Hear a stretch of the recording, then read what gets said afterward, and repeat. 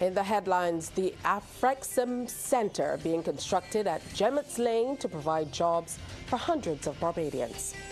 Barbados pushing ahead with its educational transformation plans. Solutions proposed to help communities tackle crime. And in sports, the demolition of the old National Stadium to begin next month.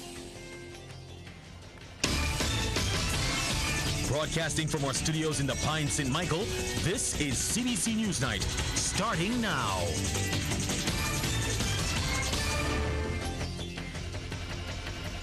Good evening and welcome. I'm Tisha Hines. Hundreds of jobs are among several benefits Barbados will reap from the establishment of the Afrexim African Trade Center. Prime Minister Mia Motley says the $360 million Barbados dollar investment will also create significant trade opportunities for the island. She was speaking during the groundbreaking ceremony at Gemmett's Lane, St. Michael. This clear offer of the government of Barbados to make available this just over 2 hectares of land to ensure that an investment that will bring jobs to the people of Barbados, that will bring foreign exchange to the people of Barbados, that will bring investment opportunities to the people of the region, because this is first and foremost also a trade center, that you so accept it, recognizing that the history of the site and the location of the site carries with it so much more than we can ever contain in a speech from this platform. Prime Minister Motley says another major win for Barbados is that the bank plans to inject $3.5 million to the Urban Transformation Fund. The funds will be used for urban renewal in the immediate vicinity of the center. That will allow those who live in the shadows of this site to be able to have a better life for their families.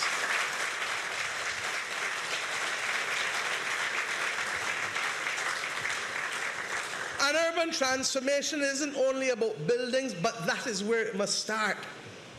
The quality of housing, the quality of infrastructure, and above all else, working with the institutions of the city of Bridgetown in the environs of this community, the development of the spirit of the people and the opportunities for the people, for they must be pioneers in their own land and pioneers capable of embracing the global society. President of the board and chairman of the board of directors of Afrexim, Professor Benedict Orama, says the project will create 1,000 direct and indirect jobs during construction. He says this is in addition to nearly 50 SMEs that will be subcontractors and suppliers of construction materials, services and labor. There will also be some 300 direct jobs during its operational phase. More importantly, the Africa Trade Center Barbados would underpin the delivery of the bank's expanded ambitions in the CARICOM, as we aspire to rapidly build trade and investment bridges that will help heal old wounds and unleash an era of shared prosperity in Africa and the Caribbean. Given that we have expanded the credit limits available to the CARICOM to $2.5 billion from $1.5 billion, we look forward to a rapid growth in the bank's interventions all across the Caribbean. We also look forward to accelerating two-way trade flows between Africa and the Caribbean and unleashing the communications we all seek, the air links and the shipping lines. It is estimated the construction phase of the project will be completed by 2027. Government officials are making inroads into transforming the educational landscape. This in an effort to reduce the brain drain on the island and give the younger generation greater opportunities to earn a living in Barbados. This was made abundantly clear during a joint branch meeting of the St. James South and Central constituencies last evening. Rachel Agard was there. Barbados is among a number of countries in the region concerned about deficiencies in education. Senior Minister and Minister of Foreign Affairs and Foreign Trade, Carrie Simmons, says transformation of that sector was among matters discussed at an emergency meeting of heads of government of the region last Friday. He says last year, 4% of candidates who sat the Caribbean Examination Council exams earned 5 passes or more, compared to 46% in the United Kingdom. We cannot have a fraud perpetrated on Barbados. This is real. As they say in America, this is real, folks. And we are getting a wake-up call, which I want to spend a little time talking to you about as well. Because the world that you lived in and that I grew up in no longer exists. Minister of Training and Tertiary Education, Sandra Husband, says the Barbados educational system has failed the youth of this country by not equipping them with the necessary tools to take care of themselves. She says over the last 10 years, 20,000 to 30,000 young people have been underserved, which has unconsciously created a pipeline that flows onto a block and into crime. We have close to 5,000 children who would be sitting in CXCs, sitting various CXCs in a year. But 3,000, 60% were coming out with no CXC, 1 CXC, or 2 CXC. 3,000 out of 5,000. That means that we have underserved a significant proportion of our youth population. We have failed them.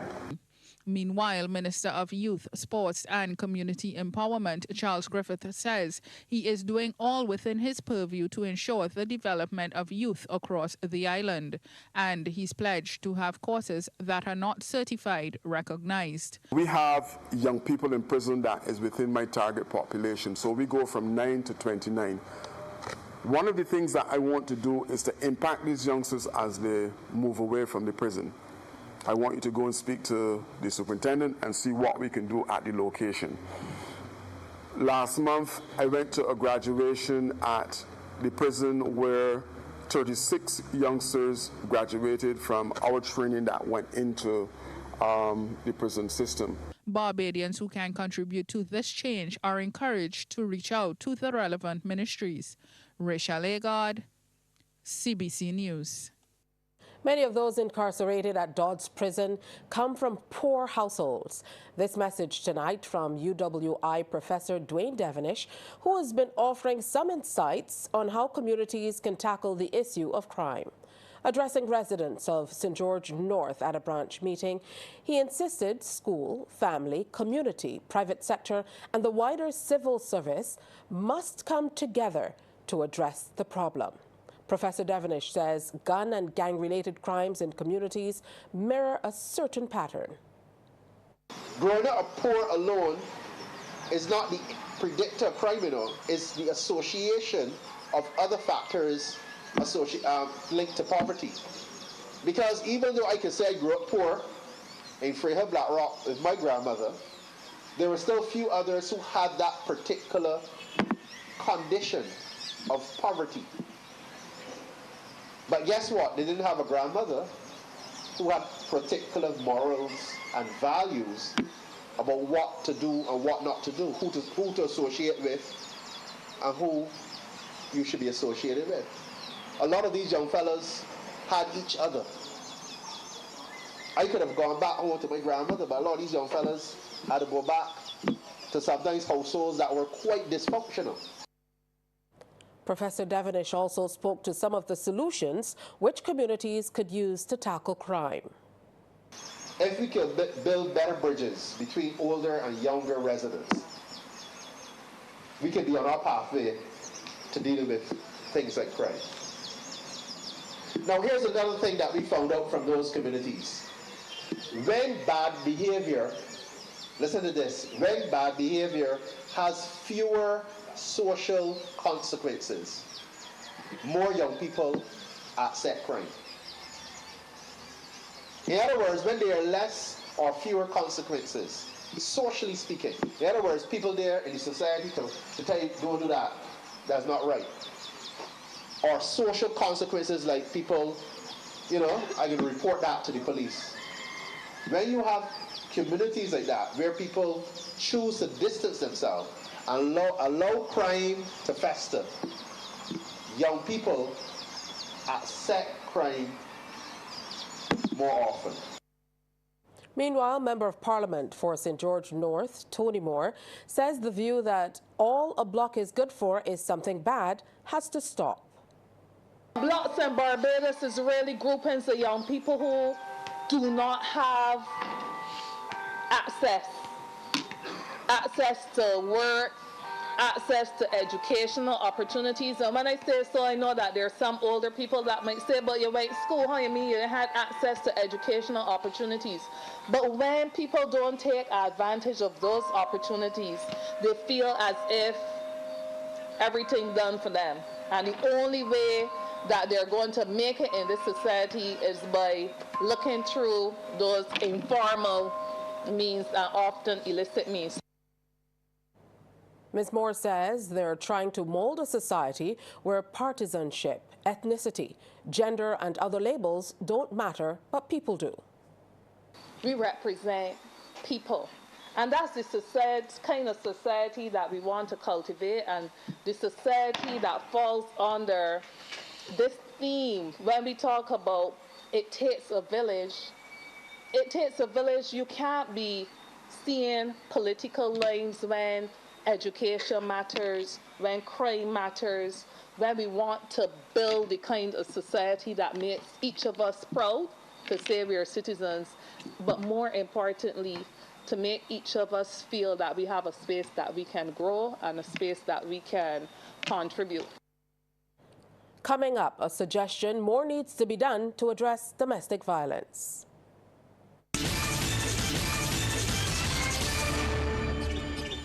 Classes at the Gordon Walters Primary School will be suspended until further notice. However, Class 4 students will attend face-to-face classes at the nearby St. Patrick's Anglican Church from tomorrow. The decision was taken after a touring party, including the Minister of Educational Transformation, Senator Chad Blackman, completed a walkthrough of the St. Patrick's Christchurch Learning Institution today. Last week, the school was closed for baiting and repair of the plant. Chief Education Officer Dr. Ramona Arthur Bradshaw says on their return to the plant, staff identified breaches not previously noticed that can adversely affect the teaching-learning process.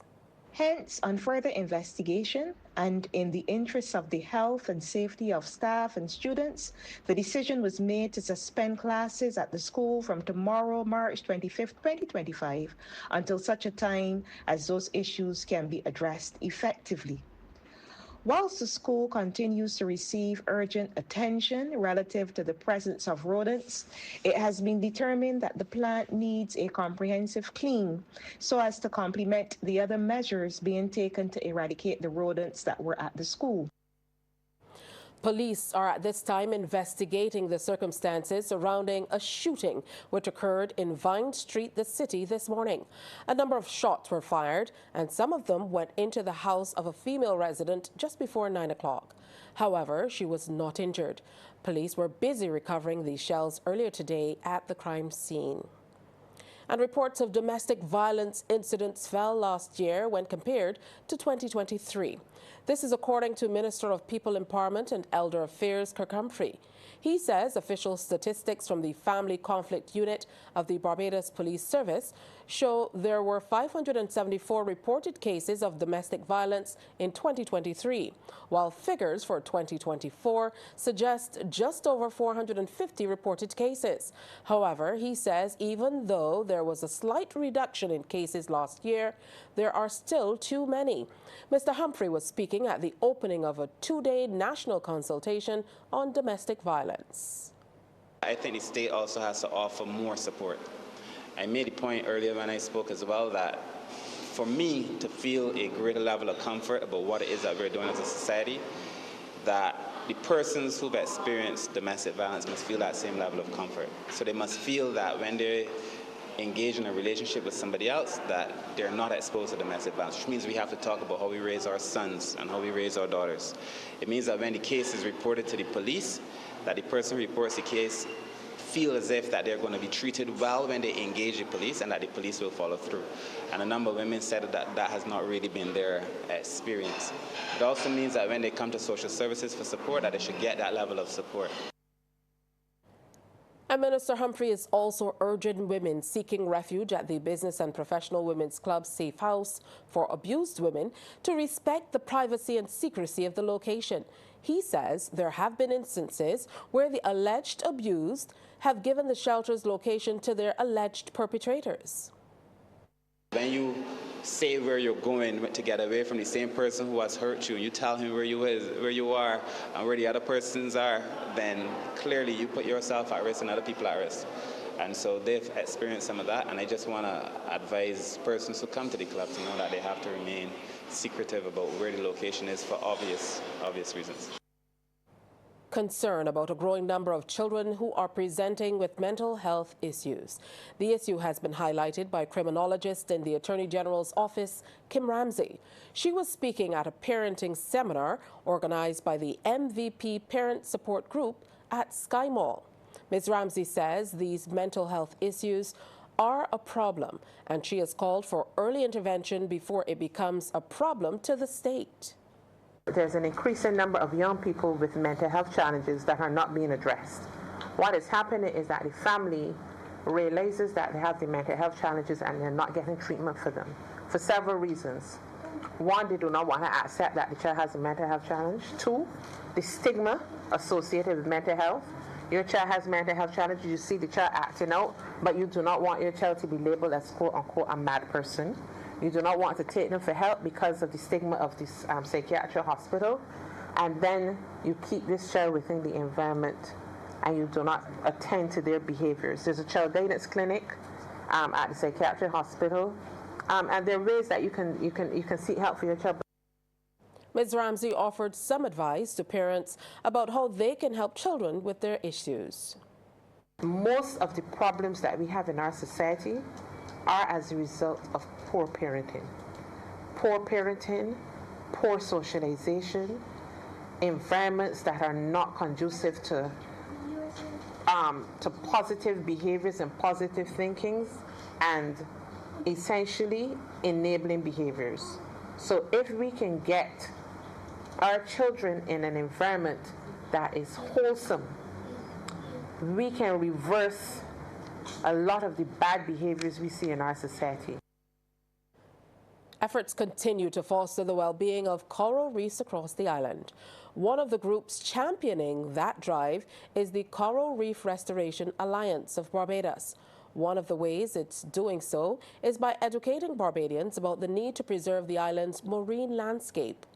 The president of the organization, Susan Mahon, says they have worked with scores of people and businesses through interactive sessions, including Republic Bank.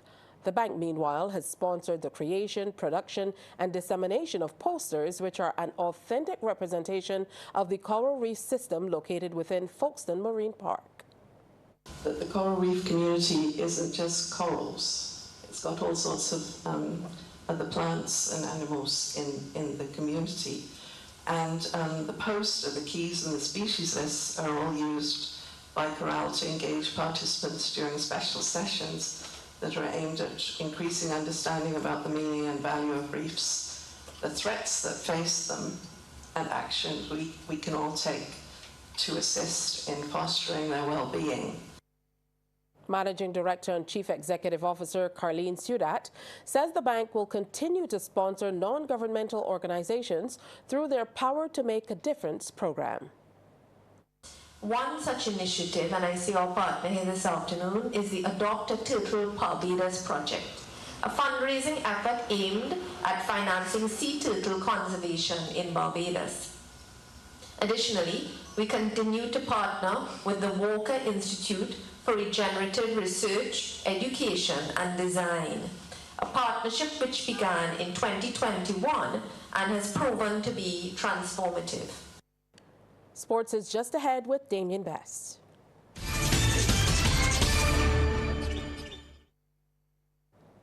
Time now for a look at sports, and Damien Best is here. Yes, good evening to you, Tisha. Good evening to our viewers and listeners. Well, by mid-April, the demolition process of the National Stadium at Waterford will begin.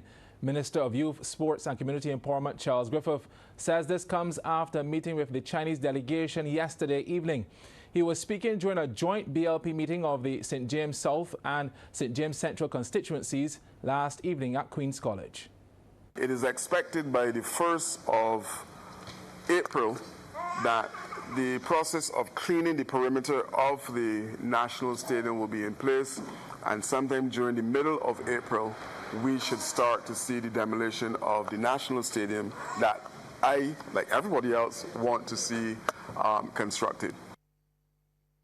Well, Tommaso Layson was the standout performer for Team Barbados on the opening day of the Barbados Surf Pro at Soup Bowl in Bathsheba. The 16-year-old was impressive, winning Heat 3 of the opening round with a wave total of 14.73, a combination of his two best waves, a 6.73 and an 8.00. We watch as he stands up. He's going to fade this bottom turn. Little wrapping setup, first turn. Sets it up nicely here, and he's just eyeing this section. Pushes out the fins a little bit, but kind of gets hung up here as the wave kind of rolls underneath him. But this is the money turn right there. Big finishing maneuver. Showing tons of technique well above his ears. That 8-point right actually came under everyone.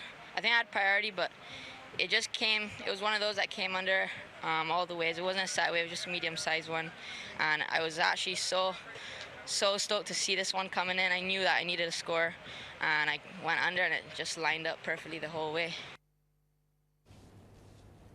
Well, another Barbadian, Caleb Rapson, was second in that same heat and also advanced to the next round with a wave total of 11.00. Rafi Gooding is also through to the next round after a second place finish in Heat 4 with a 9.60. The round of 96 will also feature Ocean Gittins after a solid second place performance in Heat 14 with a tally of 7.03. The action, of course, continues tomorrow. Basketball news now. Burger King Clapham Bulls have won their second title of the 2025 Cooperative General Insurance BABA basketball season. Last night at the Barbados Community College Gym, Bulls took the 3-on-3 title by beating Pylons in the final. Tip-off time in semi-final number 1, Lakers in black versus Clapham Bulls.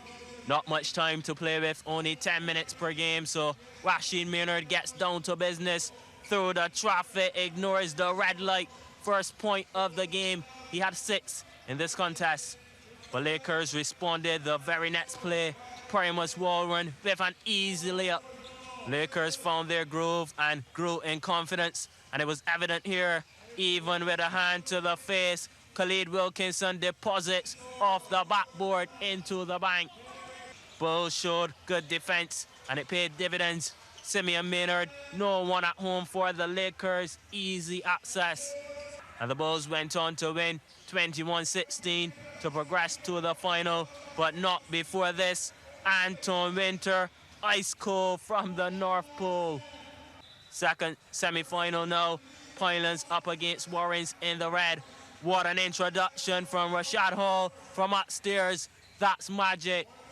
Remember, the team leading at the end of 10 minutes, or the first to 21, will be declared the winner. So need for urgency. Nigel Jones to the bucket. No good. But guess what? Hall stood tall, gets the rebound. One of his 9 points. Pylons up 4-0. Warrens took advantage of a few rebound opportunities, and this was one. But regardless of Warren's efforts, Pylons had taken off and landed with the win.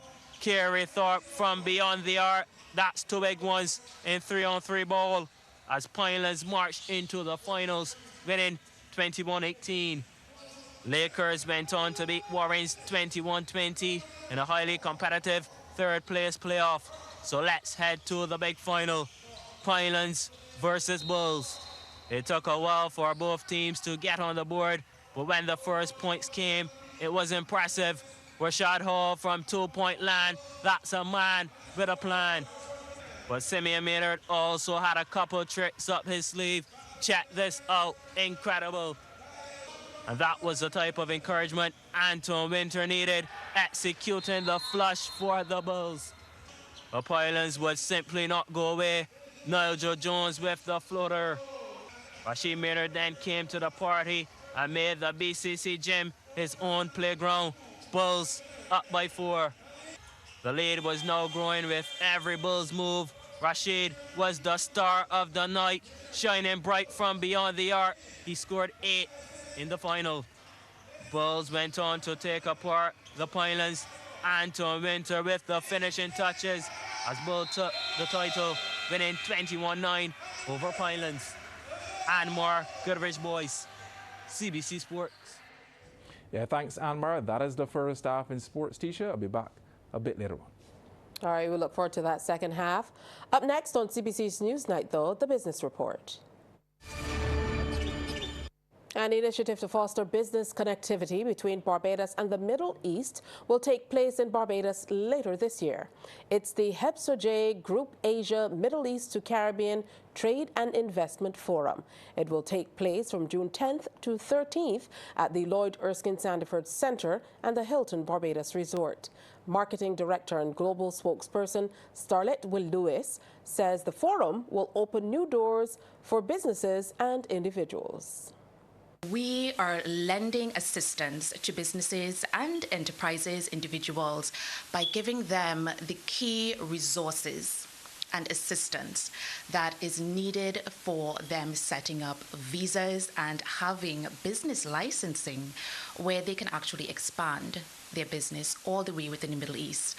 So we're going to have our Middle Eastern corporate attorney that is going to be here ready and waiting for each of you, every entrepreneur, every CEO, every leader that has a vision with their business and would like to expand in trade over within the Middle East, where there is countless and limitless opportunities.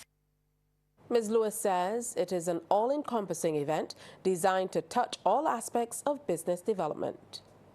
We are doing that by fostering global connections. We are doing that by providing amazing opportunities. We are doing that by building economic growth, not just for Barbados, but for the Caribbean region at large. The Women Entrepreneurs Cooperative Society Limited is looking for a home. That's the word from head of the body, Undine Whitaker. She was speaking at the recently held community fair organized by the Ministry of Energy and Business at their Warren's office car park. She says it is a craft-based organization. We are micro. We know that it's small and medium-sized enterprise, but we are micro. And it's important for the persons to know and understand what is the micro. It's like the old-time college industry, where persons produce well, have an excellent product, but they need support. Support financially, support in terms of promotion, in terms of a space where we can also showcase our work and, as I say, generate income. It's time now for a look at how stocks performed locally and regionally today. In Jamaica, Victon Energy Limited with 11,201,451 units was the volume leader, followed by Trans-Jamaican Highway Limited and JMMB Group Limited 7.35% cumulative redeemable preference share.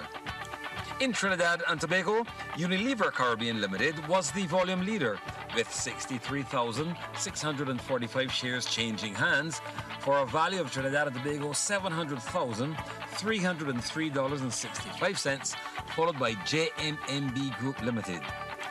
And here in Barbados, CIBC Caribbean Bank Limited was the volume leader, trading 78 shares at Barbados $2.05 each, and they were followed by Emera Deposit Receipt. Coming up next, the weather with Carrie-Ann O'Neill.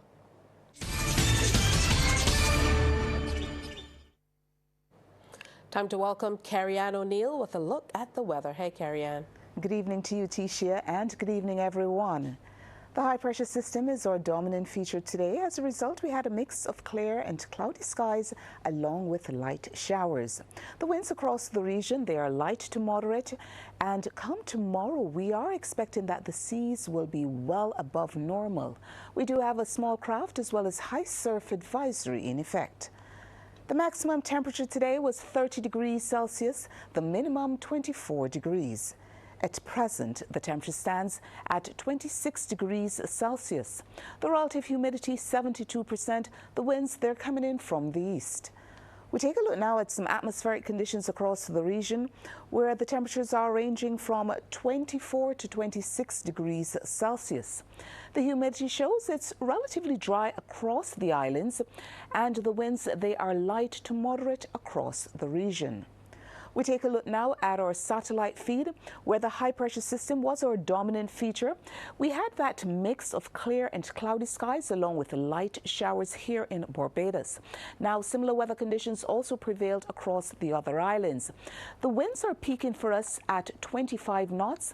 The seas tomorrow will be moderate to rough in open water, with swells peaking at 3 meters. We do have that small craft as well as high surf advisory in effect.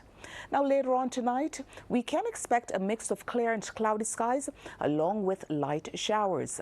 Further south, the ridge pattern was also the dominant feature. As a result, we had dry and stable conditions across the Guianas. Over now in the Western Caribbean, brief showers prevailed across most of the islands. Well, that's our first look at the weather. After the break, we'll have the forecast. Welcome back. In the forecast for tomorrow, the sun is expected to rise at 2 minutes to 6 and will set at 9 minutes past 6. The first high tide, that's expected at 1:20 in the early morning, and the first low at 6:34 a.m. The seas, moderate to rough in open water with swells peaking at 3 meters. We are urging small craft operators as well as sea bathers to exercise caution. The winds, they're coming in from the east, and they're peaking at 45 kilometers per hour.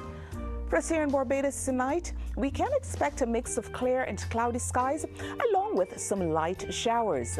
And over the next 3 days, partly sunny skies along with light showers can be expected. Damien is back, this time news of cricket. Yeah, thanks so much, Tisha. Well, all-rounder DeAndre Doughton will miss the upcoming ICC Women's Cricket World Cup qualifiers in Lahore, Pakistan due to injury. Cricket West Indies announced the squad today and revealed that Doughton, along with Narissa Crafton and Geneva Joseph, are out, with Stephanie Taylor, Chanel Henry and Rashada Williams included. Williams joins the squad after impressing with her performances in the Siege United Women's Super 50 Cup. The full West Indies women's squad reads Hayley Matthews, the captain, Shemaine Campbell, vice, Aliyah Aline, Afi Fletcher, Sherry-Ann Fraser, Shabika Gajnabi, Janelia Glasgow, Chanel Henry, Zeta James, Kiana Joseph, Mandy Mangaroo, Ashmini Munasar, Karishma Ramharat, Taylor and Williams. Well, the qualifier is scheduled for April 9th to 19th, and the team was scheduled to depart today for a pre-tournament camp in the UAE before moving on to Pakistan. Only 2 spots are available for the ICC Women's Cricket World Cup 2025 to be hosted in India in October to November this year. While defending champions KFC Deacons and leaders WOW Foundation maintain their bids to capture the Division 1 men's volleyball crown, and the action continued last time out at the Wildy Gymnasium, CBC's Anne Margaret Boyce reports. First of 4 matches at the Wildy Gym. Stars in the black versus Club United. Early days, Club United looking for a bright start. Not quite here. The attempted kill is only as good as the net. The Stars were definitely inspired after that. Jason Hendy on blocking duties and does a good job. Club United didn't appear to be phased. Julia Felician finds a gap and delivers a powerful spike. But this was a night where the Stars were shining bright, taking the first 2 sets, 25-18 and 25-16. And despite Club United fighting to avoid a straight set defeat, it was inevitable. Jamal Small, only by name, the dink causes a 2-man collision. Stars win and remain third, taking the final set 34-32. Second encounter, defending champions Deacons back in your screen versus Cormier. And immediately Deacons called into action. Nice block at the net. Cormier weren't offering much in the initial stages or throughout the match. This is unstoppable. Kidd and Hoyt don't cross that line. Cormier were struggling defensively with Deacons taking full advantage. Haley Emmanuel Turney, that was mouth-watering. Deacons had already marked the W for win, and this was the icing on the cake. Isaiah Francis, fantastic. Deacons going on to win 25-11, 25-12, and 25-17. Quickly to the third match. Leaders Wall Foundation in the yellow and black taking on Chargers. Dominic Durant with the clever dink. Foundation were brutal with their spiking and blocking. This is Exhibit A, a double dose of trouble. Chargers had their moments as well. Foundation lacking and Chargers capitalize. That's good. Foundation threw away a whopping 11 serves. This was one, but the comeback was better as they went on to win 25-20, 20-25, 25-21, and 25-20. Anmar Goodrich Boyce, CBC Sports. Thanks, Anmar. That's my time for sports tonight. Tisha, it's back over to you. Hey, thank you so much, Damien. Thank you so much for viewing. On behalf of the entire team, have a great rest of your evening.